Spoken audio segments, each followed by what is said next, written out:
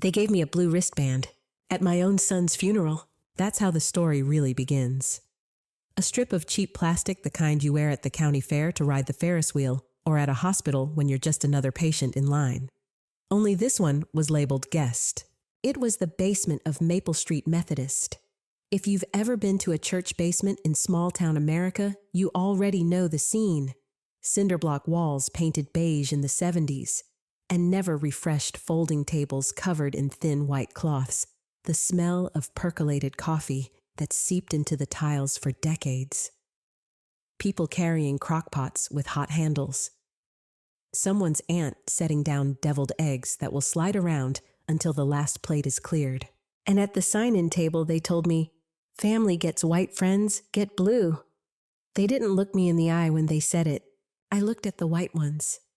Smooth plastic printed with family in a neat black font, a small rose beside the word. And then I looked at Vanessa, my daughter-in-law. She already had hers. White, of course. She stood at the top of the stairs in a black dress that fit like a sentence, her hand lightly resting on the railing head, tilted just so. Sunglasses in a church basement. Who wears sunglasses in a church basement? When I hesitated, the volunteer frowned. "Blue is fine." Vanessa's voice floated down the steps before I could speak. "Yes, give her blue. We'll handle things upstairs." Not us." I slid the blue band over my wrist. I didn't argue. When you're 65, a retired high school teacher, you learn the value of picking your battles. But grief makes you raw, and the smallest cut stings like fire. That band was my first cut of the day. Pastor Jim tried to fix it, bless him. He frowned when he saw the band. "Rachel is family. She's Michael's mother." Vanessa smiled without showing her teeth. She prefers things low-key. Then she slipped her arm through his and asked about the order of service, walking him away from me. Low-key? That's what she called it. I sat where I was told, a plate of sweating ham slices on styrofoam in my lap. Miss Carroll from the choir patted my hand and whispered, "Come sit with me, honey," like she could plug the hole grief was drilling in me. Around us, people whispered in funeral voices, gentle a little too bright, bless his heart. Such a loss. She's holding up. I watched Vanessa from my corner. She hugged people first, her white wristband flashing as if it were proof. She squeezed hands, tilted her head, murmured words that sounded sincere enough to those who wanted to believe. She was fluent in grief's public language, but grief has a weight you can't fake. It bends your shoulders. It makes your voice crack in the middle of a sentence you thought you had the strength to finish. It hollows your eyes. And Vanessa, she had none of it. Not swollen eyes, not trembling hands, just a perfect dress, perfect hair, perfect timing. I don't say this to be cruel. I say it because I felt like I was watching a performance. And in that performance, I'd been written out of the script. Noah. My grandson was the only thing that kept me tethered. 8 years old. Polite to a fault the way children learn to be when the adults around them like control more than kindness. He clutched my hand when the hymns started his small palm, sweating against mine. He didn't understand the blue wristband, but he understood enough. He leaned on me like a boy who'd already learned which adult would hold him steady. Later, when the service was done and the casseroles were cooling, I slipped away. I couldn't watch Vanessa pocket envelopes without reading the names or see her thank people with the same smile she used at Chamber of Commerce dinners. I couldn't. I walked into Michael's study. That room still smelled like him old paper coffee ground cedar. He was a list maker, my boy. Spiral notebooks on the counter, Post-it notes on the fridge, one always tucked in the glove box. The week he died, he left a yellow note on my refrigerator Sunday, bring Noah's cleats. And the lemon pie recipe, it's still there. I can't peel it off. That study was supposed to be my safe place. But grief makes you see things you can't unsee. I noticed it right away, a strip of blue painter's tape under the second desk drawer. My father built that desk as a wedding gift, and I know every scratch and wobble. Michael hated tape residue, always said it collected dust. But here it was, blue tape. I pulled the drawer. It stuck, then gave with a sigh. Empty. Too empty. A drawer like a stage after the actors go home. I felt under the ridge and touched glue. A square had been taped there, the outlines still visible. Something had been hidden, recently. My heart did that bolt slide sound, the one when something locks in place. Looking for something? I froze. Vanessa leaned against the doorway, folder in hand, her nails perfect. My glasses, I lied. They were hanging from the chain around my neck. She noticed. She smiled like a cat who'd just found the canary. You should get some rest, she said. Insurance accounts the pastor's board for Sunday. I'll curate that. Curate, as if grief were an art exhibit. I swallowed the bitterness and nodded. Before she left, I asked, did Michael leave anything for Noah? Notes, letters. Her hand tightened on the folder. If he did, they'll come through proper channels. Proper channels, like love needed routing numbers. That night, when I was ready to leave, Noah tugged at my sleeve. He slipped something into my hand. A tiny sticky ball. Blue painter's tape rolled up. Found it under Dad's desk last week, he whispered. He told me not to mess with it. But he winked. My heart clenched. My son had left something for me. For us. And his boy, my grandson, was the one who carried the clue. Good job, I whispered. I kissed his hair, breathing in the smell of shampoo and sugar cookies from the potluck. I drove home in silence. The town looked the same, feed store lights still on old trucks parked by Betty's diner, the neon sign buzzing. But everything had shifted. At home, I set the blue tape on my windowsill beside the basil plant that refuses to die, and I whispered to myself, like women have whispered into dishwater and into the soft hair of children for generations. We'll keep the receipts, because that day I understood something. Injustice isn't always loud. Sometimes it's a wristband. Sometimes it's a missing note. Sometimes it's the sound of heels clicking away when you ask about love letters meant for a boy. But my son left me a trail, and his boy gave me the first piece of it. If you've stayed with me this far, thank you. Stick around, because what that little scrap of tape led to, well, even I couldn't have imagined it. And do me a favor, drop a comment below and tell me where you're watching from. I like to know how far a story can travel when the truth is trying to find its way home. I didn't sleep much after the funeral. Grief rearranges your nights.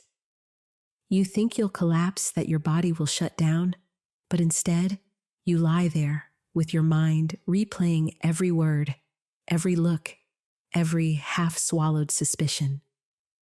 I kept seeing the rectangle of clean wood under Michael's desk, and the little crumpled ball of blue tape Noah had slipped into my palm like a secret gift. By dawn, I'd made coffee I didn't drink and stared out at my yard where the maple tree was just starting to bud. The world goes on even when your heart doesn't want to. The trucks rumbled down Route 17. The school bus squealed to a stop at the corner, and I thought Michael left something. He wanted me to find it.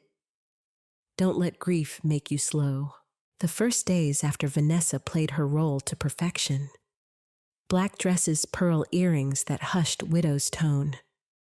People fawned over her. She's so strong, they said, holding it together for Noah. But I saw what they didn't. When she thought no one was looking, her face went flat. No tear tracks, no raw edges, just calculation. She'd scroll on her phone while Noah sat silent at the kitchen table, pushing cereal around his bowl. She'd tell him, "Eat faster, you'll be late," without once looking up. One morning, I found him waiting on the porch, backpack on, shoes untied. "Mom forgot," he said softly. "Forgot what, sweetheart?" "To drive me to school." So I drove him, and I started a notebook that day. A plain spiral green cover, the kind you buy in the back-to-school aisle for 50 cents. I wrote down the date, the time, the incident. April 3rd. Noah left waiting on porch. No breakfast eaten, Vanessa not present. It felt wrong at first, like tattling. But Michael's letter, though I hadn't found it yet, I could feel it. I could hear his voice watch, document, protect. I kept my face kind, though. That was the trick. You don't win battles like these with shouting. You win them by being underestimated. So when Vanessa breezed in one afternoon, smelling like perfume that cost more than my monthly pension check, I just smiled. "How was your day?" "Busy," she sighed, dropping her purse on the counter. Investors' lawyers, endless calls. She never once asked Noah about his spelling test, though the paper with a red 100 sat right there on the fridge. I made a fuss over it instead, and Noah's little face lit up. That night, after tucking him in, I wrote in my notebook April 7th. Mother home late. Did not acknowledge Noah's achievement. Child appeared withdrawn until praised. There were other moments. Little ones that piled up like bricks. The day she forgot to refill his asthma prescription. He had a mild attack at soccer practice, and if I hadn't been there with his spare inhaler, it could have been worse. She shrugged it off later. "I've been under pressure, Rachel. You'll understand when you've managed real stress." I smiled and nodded. Inside, I burned. Then I wrote April 15th. Medication not refilled. Emergency avoided due to grandmother's preparation. Mother dismissive. One Sunday at church, I noticed something else. She was in the corner talking in low tones with a man I didn't recognize. Tall, slick suit, gold watch catching the light. I caught just enough development deal. Property near the lake. Timing is crucial. She saw me watching and pasted on that widow's smile. "Rachel, this is Mr. Harding." He was a business associate of Michael's. I shook his hand. Cold, impersonal. The kind of handshake that says I've already forgotten your name. Later that afternoon, Noah tugged my sleeve. "That man came over last week," he whispered. "Mom told me to stay in my room." Another line in the notebook. Another puzzle piece. Here's the thing, people think revenge or justice, if you want to soften the word, comes in fireworks. But it doesn't. Not at first. It comes in quiet patience. In waiting. In watching. Every time Vanessa tried to maneuver me out of the picture, I played along just enough to keep her comfortable. "Rachel, could you keep Noah tonight? I need some space." "Of course, Rachel. I'll handle the bills you don't need to trouble yourself." "Of course." Meanwhile, I copied down due dates, balances, late notices stacked on the hall table while she bought new handbags. "Rachel, you worry too much. Noah's fine." But Noah wasn't fine. He was biting his nails down to the quick jumping whenever the phone rang. At night, he'd crawl into the guest bed beside me instead of sleeping alone. One evening, as I read him a bedtime story, he asked, "Grandma, is Dad mad at me?" I had to steady my voice. "No, sweetheart. Your daddy loved you more than anything." "Then why did he leave me?" I held him tight, tears soaking into his hair. And later, I wrote April 21st. Noah expressed fear that father left because of him. Child anxious. No reassurance from mother observed. That notebook became my weapon. Each page a shield against the day she'd try to twist the story. Then came the dinner at the Wilsons' down the street. Good people. Salt of the earth always ready with a casserole or a hand with yard work. They invited us both to give you a break from cooking Vanessa. She accepted, of course, showing up in a silk blouse more suited to a fundraiser than meatloaf. All through dinner, she laughed too loud at Mr. Wilson's jokes and spoke of new opportunities. Halfway through dessert, she excused herself to take a call. 10 minutes, 15, 20. Noah picked at his pie eyes down. Finally, he whispered, "She's talking to Richard again." The table went quiet. Mrs. Wilson met my eyes across the table. She knew. Maybe she'd always known.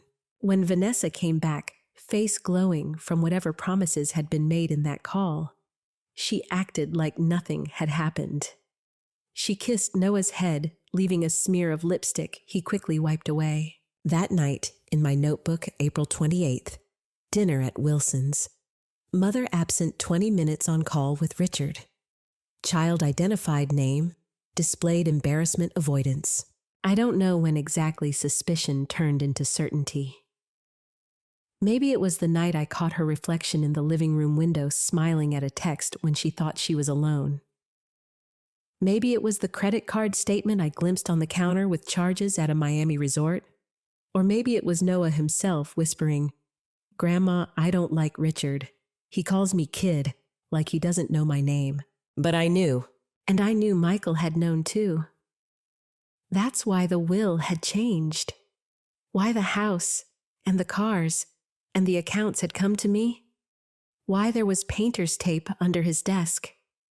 He had seen who she really was, and he'd left me the job of finishing what he started. You'd think that would make me angry. And I was sometimes angry at Vanessa, angry at myself for not speaking up sooner, angry at a world where a good man dies young and leaves his child at the mercy of someone who sees him as an inconvenience. But mostly, I felt something steadier, a determination that surprised me. I had taught generations of teenagers how to read between the lines of a poem, how to spot the truth buried under metaphors. Now I was teaching myself to read between the lines of my daughter-in-law's life, to spot every false smile, every calculated omission, every choice that proved her priorities. I wasn't just Noah's grandmother anymore. I was his witness, his shield. And I promised myself as I closed my notebook each night, the day is coming. She thinks I'm invisible. She has no idea I'm already holding the receipts. If you've been listening this far, stay with me, because the silence only lasts so long. And when it broke wide open. You'll want to hear how that happened. And while you're here, tell me in the comments where you're watching from. I love knowing how far a story like this can travel. The thing about silence is it builds pressure. At first, it's just little cracks, little hints that something's off. A drawer not closing right, a lie that doesn't line up with the calendar, a laugh that feels rehearsed. But keep stacking those moments, and sooner or later, the silence has to split open. For me, it happened on a Thursday night in May at the church hall of all places. Vanessa had insisted on attending the town fundraiser. Michael's memory deserves to be honored, she'd said, her voice dripping with virtue. Really, it was a networking event. Local politicians, business owners, people who liked the sound of their own names echoed on a microphone. She wore red. Not morning black, not gentle navy. Bright, bold, look at me red. And she smiled like she owned the place. Noah sat beside me in his little button-up shirt feet, swinging nervously under the folding chair. He leaned against my arm, already tired from the speeches. I stroked his hair, trying to soothe him, while Vanessa mingled. That's when I saw him again. The man from before, the one with the slick suit and gold watch. Richard Harding. He walked in like he'd built the building himself. Vanessa glided over, hand brushing his arm in a way no business associate would mistake. And suddenly, I knew. This was it. The crack was about to give. The evening rolled on clinking glasses and polite applause. They called Vanessa up to the podium to speak about Michael's vision for the town. She took the microphone with a practiced tilt of her head. My husband, she began, letting the word hang like a charm bracelet she never wore, believed in progress. He believed in opportunity. And with the right partners, her eyes flicked toward Richard. We can honor his legacy by bringing new development, new jobs, and new life to this community. People nodded, clapped, ate it up. I sat frozen, Noah's small hand gripping mine. Because I knew Michael had never wanted that. He loved the lake, the trees, the quiet dignity of old houses and small yards. He'd fought against developers twice before saying, "This town doesn't need glass towers. It needs its roots." And here was Vanessa twisting his memory into her own sales pitch. Something inside me snapped. When she stepped down, basking in the applause, I rose. My knees ached. My heart pounded, but I rose. "Excuse me," I said, my voice cutting sharper than I expected. "Before we clap too long, there's something you should all know." The room quieted. Forks paused midair.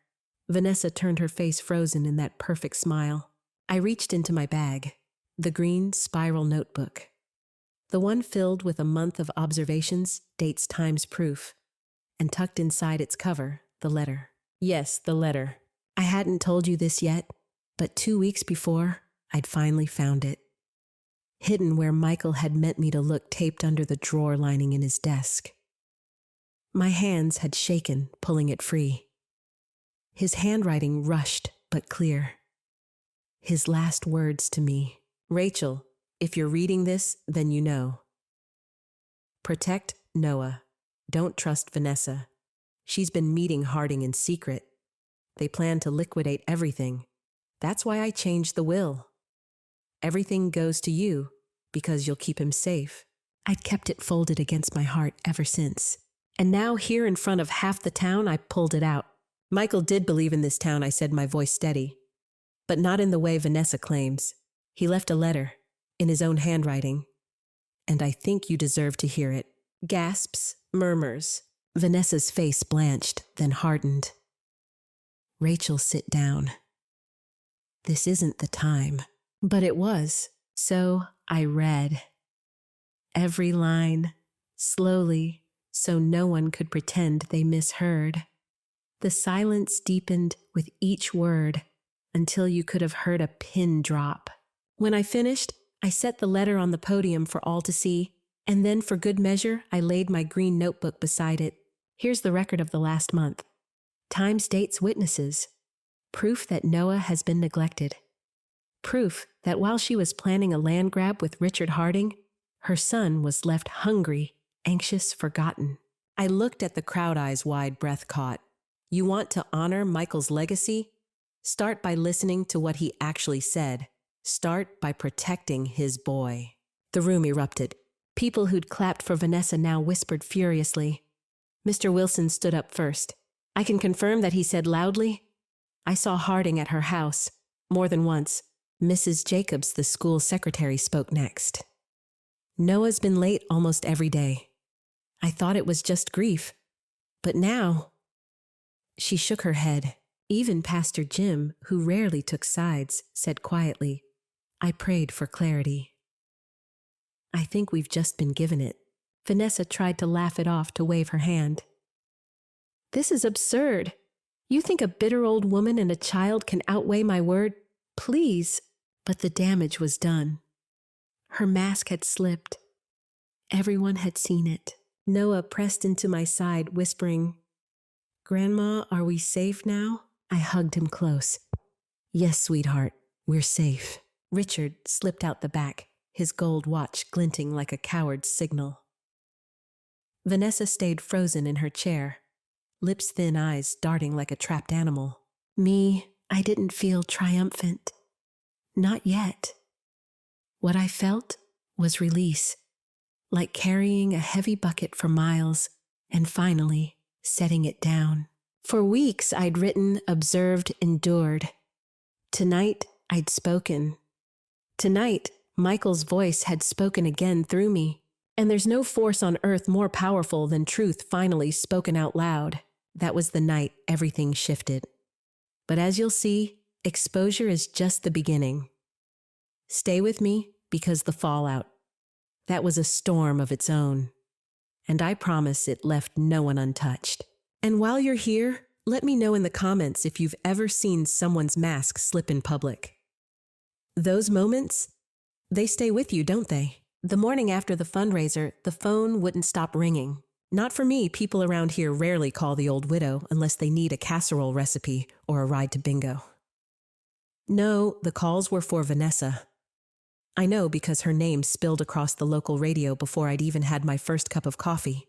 Allegations surface against the late Michael Whitaker's widow. The host's voice carried that half-excited, half-scandalized tone small towns live for. Community members claim misuse of her husband's legacy. Questions swirl about her ties to developer Richard Harding, And just like that, the golden widow's shine cracked. Vanessa didn't come home that night, or the next. She holed up somewhere with Harding, I'd later hear. Meanwhile, Noah stayed curled on my couch, clinging to the quilt I'd sewn when Michael was still in high school. He didn't ask for her. Not once. Do you think Daddy knew he whispered that second night, eyes wide? I smoothed his hair and told him the truth. Yes, honey. He knew. And he made sure you'd be safe. Because children deserve truth more than they deserve fairy tales. By Sunday, the church was buzzing louder than the choir. Vanessa tried to walk in head-high heels, clicking, but whispers followed her like a bad perfume. The same women who'd fawned over her dress at Easter now shifted away in the pews. Pastor Jim greeted her politely, but his eyes slid toward me and Noah sitting together in the second row. And here's the thing about reputations, they don't fall all at once. They crumble piece by piece like old plaster giving way to the elements. By the next Wednesday, Mrs. Jacobs at the school board had filed a report. Neglect it, read in black and white. By Friday, Harding had announced he was stepping back from any partnerships with the Whitaker estate, which was a polite way of saying Vanessa was poison to his name. And by the following week, a letter arrived in my mailbox. A lawyer's letter. Confirming what Michael had written in his hidden note. The will had been changed. Full custody of assets and Noah's guardianship were mine. Now don't think for a second that Vanessa went quietly. Oh no. She stormed into my kitchen that same afternoon, slamming the screen door so hard the cat bolted under the table. You conniving old woman, she hissed, eyes blazing. You think you've won. You embarrassed me. You turned them all against me, but Noah is my son. Noah shrank behind me, trembling. I steadied my voice. Michael trusted me with his legacy. And the court will too when they see what you've done, she sneered. Courts listen to money, and you don't have any. I almost laughed then. Almost. Because money isn't the only kind of currency. There's truth. There's reputation. There's the quiet army of neighbors who've watched and remembered and now stand with me. And sure enough, within 2 months, the court did what it had to. Custody awarded. Assets secured. Vanessa left with nothing but the taste of her own bitterness. The fallout spread like ripples in a pond. Harding's development deal collapsed. He skipped town, rumors of bankruptcy trailing behind him. Vanessa tried to linger, clinging to any friend who'd have her. But doors closed. Invitations dried up. By autumn, she'd moved 2 counties over, chasing some new scheme. And me, for the first time in years, my house was full again. Noah had his own room now, walls painted blue, just like he wanted. His laughter began to return, soft at first, then louder, freer. I learned how to pack school lunches again, how to sign permission slips, how to sit through a Saturday soccer game shivering under a blanket, but grinning like a fool when he scored. Some nights, he'd crawl into my bed whispering, "Grandma, do you think Daddy can see us?" And I'd whisper back, "Yes, sweetheart." And he's proud. Of course not everyone knew how to handle the shift. Old friends of Michael's would stop by hat in hand, stammering apologies. "We should have listened sooner, Rachel. We should have believed you." I'd nod. Because what else could I do? Anger only poisons the vessel that carries it. But inside, I kept a private tally. Who spoke up when it mattered? Who looked away? The sweetest moment came on a chilly October morning when Pastor Jim asked Noah to light the first candle at service. The whole church watched that boy step up, steady hands, eyes bright. And as the flame caught, I saw it in their faces, respect. Not pity, not gossip, but respect. For him, for me, for Michael's memory restored. Now, I won't lie. Rebuilding wasn't easy. Grief still crept in, especially late at night when the house quieted and I half expected Michael's voice to call from the porch. Bills piled higher than I liked. My joints ached more than they used to. But every morning when Noah came running down the stairs asking what was for breakfast, I knew it was worth it. Because survival isn't just about breathing. It's about reclaiming what someone tried to take. And together, Noah and I had done just that. Sometimes people ask me if I regret exposing Vanessa so publicly. If I'd rather have kept it private, quiet, dignified. But dignity without truth is just silence dressed up. No, what happened that night at the fundraiser was necessary. It was the breaking point, yes, but it was also the starting point. For Noah, for me, for rebuilding something honest from the ashes of lies. And here's where the story takes its final turn. Because legacies don't just rebuild themselves, they pass forward. Stick with me for the last part, because what Noah did years later showed me that Michael's voice hadn't just survived. It had taken root. And before you go drop a comment, have you ever had someone's apology come too late to matter? I want to hear your stories. People think justice is a gavel hitting wood, a verdict, a signature on a page. But real justice, it's quieter. It's in the way a boy laughs again after months of silence. It's in the way neighbors finally look you in the eye, not with pity, but with respect. And most of all, it's in the way you can finally sit on your porch at dusk, listen to the cicadas hum, and not feel that constant knot of dread in your stomach. By the time 2 years passed, Noah wasn't the same fragile boy I'd taken into my arms that night Vanessa stormed out. He was taller, sure. His shoulders starting to square the way Michael's did at that age. He carried his father's walk too, that steady, almost stubborn stride that told the world he belonged exactly where he was. And I had become something I never thought I'd be again. A mother of sorts. A protector. A teacher. It's funny how life circles back on itself. One afternoon, he came running in from school, cheeks flushed from the chill. "Grandma," he said, tugging at my sleeve. "They picked me for the Veterans Day Assembly. I get to read Dad's name." I froze. That letter. That hidden will. That night at the fundraiser, they'd all been storms. But this was sunlight breaking through. We sat together at the kitchen table, the same table where Michael once scribbled homework and where Vanessa once threw ultimatums at me. And Noah carefully practiced his lines over and over, voice steady, eyes proud.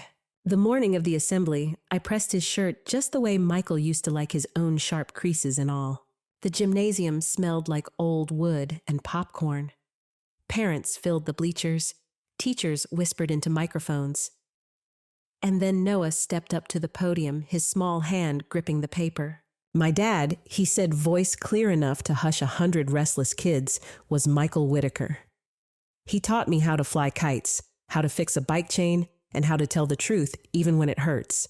I swallowed hard, tears burning. Because that last line, it wasn't in the script. He'd added it himself. People clapped, of course, but what mattered wasn't the applause. It was the way Noah walked off that stage, chin-high eyes meeting mine, like he knew exactly what legacy meant. And in that moment, I realized I wasn't just raising a boy. I was raising Michael's voice all over again. Life didn't suddenly turn perfect after that. Bills still came. My knees still ached.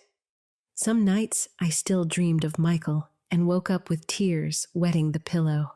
But grief and love, I've learned, don't cancel each other out.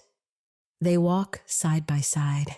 And the best way to honor someone you lost is to live in a way that would make them nod with pride.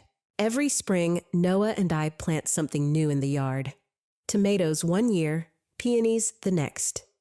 But last year, we planted a maple tree right by the porch. Why a maple, he'd asked. Because maples take their time, I told him. They don't rush to grow tall. They build strong roots first. And once they do, they can weather any storm. He looked at me with that half grin, so much like his dad's, and said, "Guess that's kind of like us, huh?" Exactly like us. Vanessa.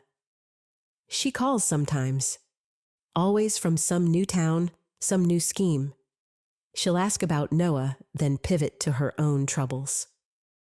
I listen politely, but my heart no longer bends toward her. Forgiveness, I've learned, doesn't mean welcome. It means release. And I've released her. She can chase whatever spotlight she wants. Our lives glow steady without it. The town has long since moved on to newer scandals. That's the way of small places. But when I walk into the diner, folks still nod, still smile, with that mix of apology and admiration. "Morning, Mrs. Whitaker," they say. And I nod back, quietly pleased. Because they no longer see me as the widow in the shadows. They see me as the woman who stood, who fought, who rebuilt. The letter Michael left, I keep it in the drawer beside my bed.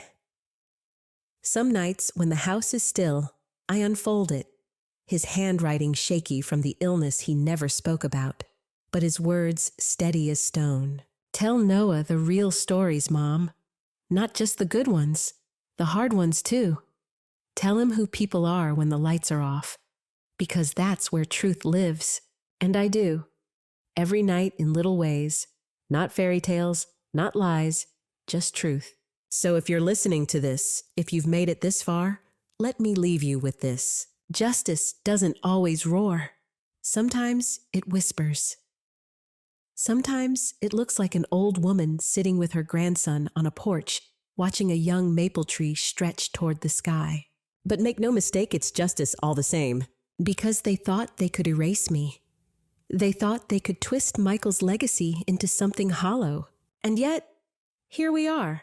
Strong roots, bright leaves, a boy carrying the truth forward. That's the legacy. That's the lesson. And now I'll ask you, have you ever seen a child carry forward the best parts of someone who's gone? Drop your story in the comments. I'd love to hear it. And don't forget to tell me where you're listening from. It amazes me how far these stories travel.